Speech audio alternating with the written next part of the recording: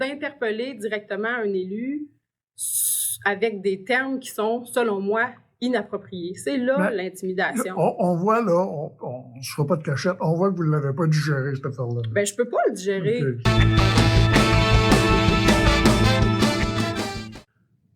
Madame la mairesse, bonjour. Bonjour. Madame la mairesse, bon, écoutez, c'est pas une réponse, c'est pas de l'argumentation face à ce qui s'est passé, mais j'aimerais connaître c'est quoi qui s'est passé à l'OTC là, pour avoir reçu des cadeaux, les mensonges, les bebelles. C'est quoi qui se passe? Ben en fait, vous savez qu'il y a eu les consultations de l'Office des transports. Donc, en fait, on pouvait s'inscrire pour prendre la parole. Tous ceux qui l'ont fait, en fait, incluant les 3 maires, on a reçu à l'avance un courriel de l'Office des transports nous demandant, étant très conscient, premièrement, de la sensibilité, qu'on allait être dans la salle, autant des gens qui sont en faveur du projet que pas.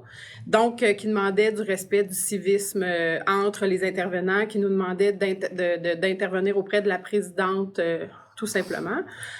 Donc, moi, j'avais assisté l'après-midi, tout va bien, tout le monde a été très respectueux, le maire de Frontenac a déposé son mémoire, moi, j'ai fait de même, ainsi que plusieurs citoyens. Et le soir, bien sûr, je me suis présentée également, tout comme les autres maires aussi, pour assister à la suite. Et le maire Daniel Gendron, à ce moment-là, a pris la parole, mais plutôt que de se concentrer sur son texte, a d'abord salué Colette Roy-Laroche, qui était présente, mais en nommant que c'était un peu un déshonneur qu'elle m'accompagne, parce qu'il la respecte beaucoup, mais il ne comprenait pas qu'elle soit que vous soyez là à mes côtés pour l'occasion. Bon, Première chose. On sait que vous avez reçu une couverture puis un trophée qu'une banane pour la menteuse. Ce que j'ai appris, moi, c'est que là, à peu près un an et demi, vous auriez écrit aussi, ou pas écrit, mais en tout cas mentionné dans des journaux, que Daniel Gendron, le maire de Nantes, faisait des peurs et mentait. C'est-tu le cas? Ben en fait, ce que j'ai nommé, c'est que je trouvais dommage que, en fait, on ne rassure pas les citoyens avec, entre autres, le programme de protection des puits d'eau potable, des puits privés. En fait, parce qu'on a travaillé ensemble ce projet-là. En fait, le maire de Nantes semble nommer qu'il n'a jamais travaillé sur le programme. Or, on a fait plusieurs réunions. Je sais que depuis 1 an environ, il s'est retiré des tables. Mais au départ, on a vraiment travaillé ensemble ce projet-là. Et effectivement, que dans les journaux, ça a été repris disant que j'accusais les maires de faire une campagne de peur. Mais pour moi, c'est que comme maire, on doit rassurer nos citoyens en disant, on sait que ce projet-là, il y a des enjeux. On le sait, là, moi, je m'en cache pas. Donc, on prend des moyens avec le programme de suivi et de protection des puits. Et je trouve que les maires à ce moment-là ne faisaient pas ce travail-là de rassurer leurs citoyens, de dire, on sait, on a fait avec l'hydrogéologue toutes les études qui nous permettent de s'assurer de limiter au maximum les impacts. Donc, moi, c'est en ce sens-là. Donc, oui, ça a été repris dans les médias. Mais je vous dirais que, pour moi, que le maire m'accuse, qui ment. Je veux dire, on a chacun nos vérités. Je pense que c'est pas ça, pour moi, l'enjeu. C'est le fait qu'il prépare de manière préméditée, en fait, un cadeau qui m'amène avec une doudou, avec un trophée. Ça, pour moi, de planifier à l'avance, en fait, un genre de règlement de compte qu'on va faire dans une instance publique qui demande, en fait, en plus, qui demande un respect, une certaine neutralité, je vais le dire comme ça. C'est ça le geste que je n'accepte pas. Après, sur nos mésententes, nos différences d'opinion, je pense que c'est pas là l'enjeu. C'est vraiment le geste du cadeau qui, pour moi, ne passe pas. Maintenant, on sait que, à titre de mairesse de Lac-Mégantic, c'est sûr et certain que tous les commentaires se garochent un peu sur vous, même s'il y a des gens qui vous défendent bec et ongle pour votre travail. Quand on parle d'intimidation, est-ce que vous pouvez me donner la définition que vous avez de l'intimidation? Ben, en fait, pour moi, c'est surtout, c'est pas de l'opinion. Ça, c'est important. Les opinions, on en a des opinions différentes. Et je vais nommer le maire de Frontenac. Nos opinions sont différentes.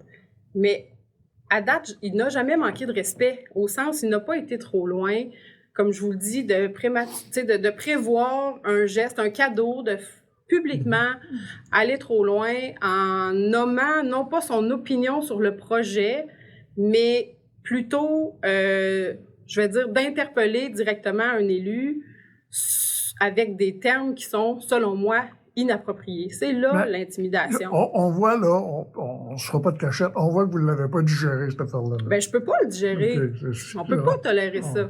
On voit qu'on ne peut pas le digérer. Maintenant, enlevons la mairesse du décor. Parlons de la femme. Mère de famille, mariée, son mari est en affaires. Comment est-ce que vous vivez ça? D'avoir des commentaires un peu partout, même parce que c'est quand même pas Montréal, là. C'est une petite ville, là. Ça veut dire, c'est 5 000 habitants. Vous avez vos enfants qui vont à l'école, vous faites l'épicerie, vous faites ça. En tant que femme, vous vivez ça comment? Bien, assez bien, je vous le dirais, parce que, pour vrai, c'est une minorité de gens qui osent venir m'interpeller. Je vais le dire comme ça parce que je suis bien consciente qu'à part sur les réseaux sociaux, il y a quand même plusieurs choses. Je les lis pas toutes, là. Bien sûr, je me protège et je pense que c'est la bonne chose à faire. Les gens qui viennent me voir sont surtout ceux qui apprécient le travail et qui souhaitent le projet, si on parle de la voie de contournement, ou en général, les gens qui sont satisfaits de la ville, eux viennent me voir beaucoup. C'est là où, c'est sûr que si je reçois des messages haineux, j'en reçois. Je suis capable d'en prendre. Quand on se présente à la mairie, on s'attend à ça.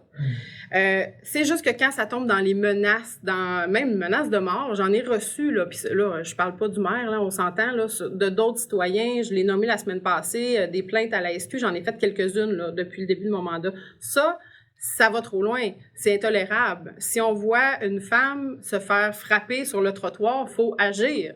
Mais c'est pas parce qu'une femme se fait frapper sur les réseaux sociaux par des mots qu'on doit l'accepter. Il faut dénoncer.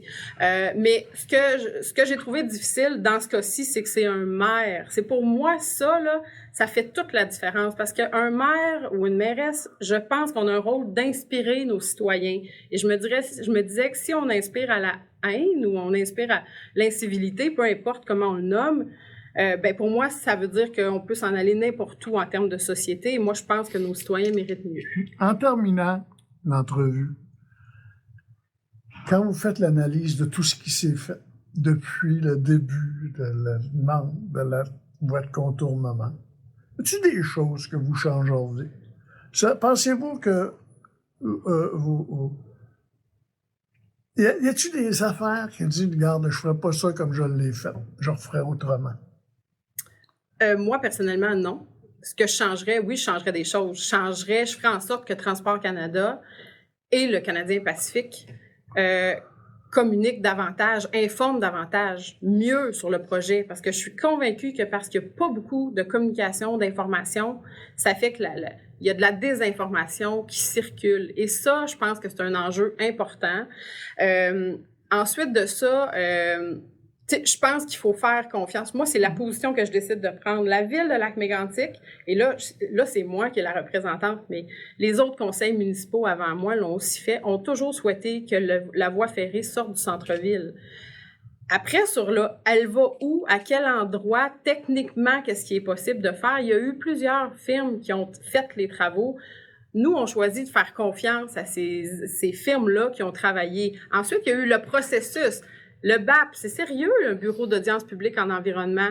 Il faut faire confiance à ça. La CPTAQ, la Commission de la protection du territoire agricole, s'est prononcée. Nous, on fait confiance. L'OTC, je pense que c'est un dernier processus qui est hyper important, qui est rigoureux. Donc, j'espère que les citoyens vont se prononcer, qu'ils soient en faveur ou qu'il y ait des craintes. Mais moi, je vais faire confiance au processus. Une dernière question. Là, je vous promets, ça en dernier. Pas de problème. Okay. Vous pensez pas que si vous aviez fait un référendum vous-même, parce que là, on sait que la ville fait des sondages, des fois paye pour des sondages par Internet, des choses du genre. Vous pensez pas que vous auriez peut-être pu avoir le hockey des gens de les choses? Pour nous, là, puis là, je dis pour nous parce que je parle aussi au nom du conseil municipal, on a été élus. Et depuis le jour 1, personnellement, je le dis là, que je suis en faveur de la voie. Depuis 2017, j'ai toujours travaillé. Donc, on ne peut pas nous laisser en place avec un appui là, qui est réel. C'est la démocratie à être élu par acclamation aussi. Donc, laisser les élus en place sans mettre de gens en opposition et le lendemain de l'élection, faire une manifestation pour demander à ce qu'il y ait une position complètement contraire à ce pourquoi j'ai été élu. Moi, je considère que j'ai été élu avec l'aval de la population qui sait clairement, ça peut pas être plus clair, là. S'il y en a une qui se dit haut et fort depuis le début, c'est que cette voie-là, on va travailler, on va faire tout ce qu'il faut pour qu'elle arrive et que les impacts soient le plus minimes possible. C'est ce que je souhaite qu'on travaille. Pour l'avenir, là, je me dis, ce projet-là, je suis convaincue qu'il va se réaliser.